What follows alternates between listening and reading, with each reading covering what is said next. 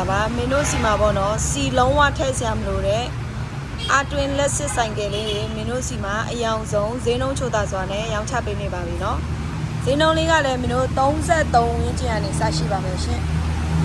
ပုံစံလေးတွေကလည်းမင်းတို့3-4မျိုးလောက်ရှိပါမယ်နော် rapid တွေလည်းရှိမယ်ရှင်example run ရှိမယ်ပေါ့နော်မင်းတို့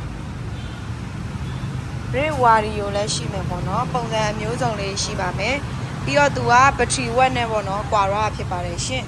1200 watt 1500 watt ရှိရပေါ့နော်ဈေးနှုန်းလေးကတော့မင်းတို့33ဝန်းကျင်ကနေစရှိပါမယ်ရှင်စီဘိုးတက်တာချင်းနေဆိုရင်တော့မင်းတို့အခုလိုလက်စစ်အားတွင်းဆိုင်ကယ်လေးဝယ်လို့ရပါတယ်ရှင်သူကတိတ်အောင်မှာပစ္စည်းကတော့မင်းတို့3-4ရောင်လောက်ရှိမယ်ပေါ့နော်အဖြူရှိမယ်အနက်ရှိမယ်နို့စိမ်းလေးရှိမယ်ပေါ့နော်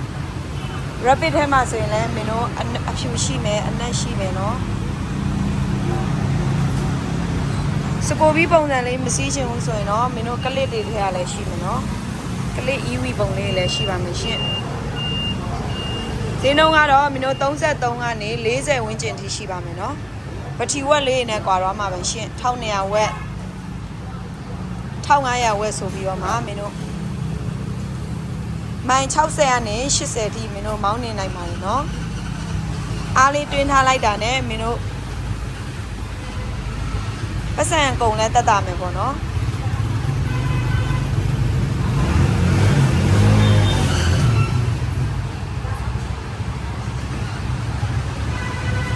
ဒါကတော့မင်းတို့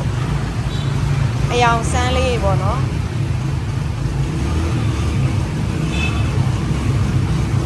ဈေးနှုန်းချိုသာစွာနဲ့ရောင်းချပေးနေရမလို့မင်းတို့အမြန်လေးလာရောက်ဝယ်ယူအားပေးနိုင်ပါပြီနော် EV အယောင်စုံလေးရှိပါမယ်ရှင်မင်းတို့ဆိုင်ရတော့85စကိုင်းမန္တလေးလမ်းစန္ဒာမှုနိဖျားပေး